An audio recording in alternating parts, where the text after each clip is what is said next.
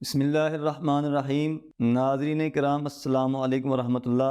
آج ہم ایک بڑا ہی اہم واقعہ آپ کے سامنے پیش کریں گے، اور اس کی اہمیت کا اندازہ آپ اس بات سے لگائیں کہ اس واقعے پر اور اس مسئلے میں حضرت ابوبکر رضی اللہ تعالیٰ عنہ، حضرت عمر رضی اللہ تعالیٰ عنہ اور حضرت علی المرتضیٰ رضی اللہ تعالیٰ عنہ تینوں ہی ایک بات پر متفق نکلتے ہیں۔ اور اس واقعے میں جہاں پر عام عوام کے لیے ایک سبق ہے، اس میں بہت بڑا سبق ہمارے حکمرانوں کے لیے اور صاحب اقتدار لوگوں کے لیے ہے۔ تو ہوا یوں کہ حضرت ابوبکر رضی اللہ تعالیٰ عنہ کے پاس ایک چور کو لایا گیا جس نے چوری کی تھی، تو اس پر چوری ثابت ہو گئی۔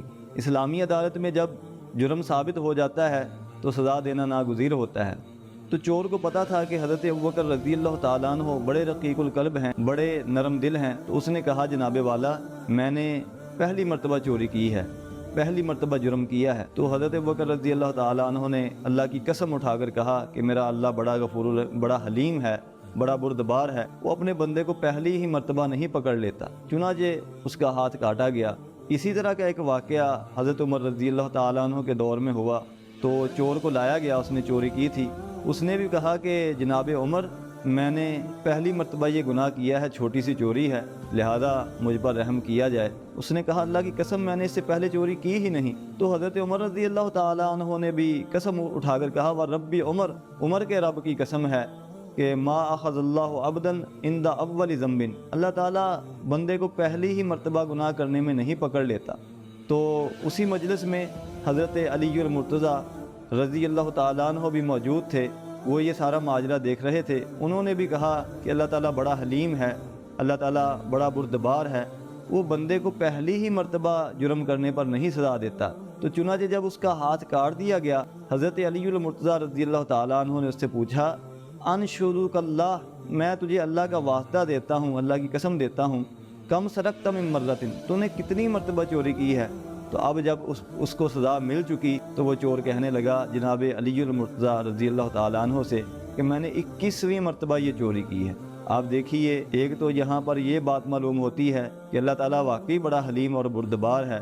جو بندے گناہوں میں ملوث ہیں ان کو چاہیے کہ جلدی سے توبہ کر لیں اور اللہ تعالیٰ کی طرف پلٹ آئیں اور اللہ تعالیٰ کی طرف لوٹ آئیں اور اللہ تعالیٰ سے رجوع کریں کہ اللہ ہمارے گناہوں کو معاف کر دے۔ اور کبھی انسان پر جب مصیبت آتی ہے وہ سمجھتا ہے کہ میری پکڑ ہوئی ہے، تو وہ یہ نہ سمجھے کہ پہلے ہی گناہ پر اس کی پکڑ ہوئی ہے، بلکہ اس نے وہ گناہ کئی مرتبہ کیا ہے اور کرتا آ رہا تھا۔ تو اس میں حکمران طبقے کے لیے بہت بڑا سبق ہے کہ دنیا کے عظیم ترین یہ حکمران ہیں۔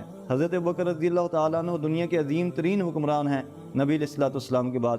حضرت عمر رضی اللہ تعالیٰ عنہ عظیم ترین حکمران ہیں۔ سیدنا علی المرتضیٰ رضی اللہ تعالیٰ عنہ عظیم ترین حکمران ہیں، اور بڑے صاحب بصیرت لوگ یہ تھے، بڑے صاحب علم و دانش یہ لوگ تھے، اور بڑی بصیرت والے یہ لوگ تھے، بڑے حکیم یہ لوگ تھے، اور کس قدر حکیمانہ انہوں نے نکتے ہمارے لیے چھوڑے ہیں۔ سب سے بڑی بات یہ ہے جب تک مجرم کو چھوڑا جائے گا تو جرم ختم نہیں ہوگا۔ جب مجرم پکڑا گیا، اس پر جرم ثابت ہو گیا، تو فوری طور پر اس پر جو ہے وہ حدود نافذ کی جائیں تاکہ معاشرے سے جو ہے وہ ظلم ختم ہو اور جرم ختم ہو۔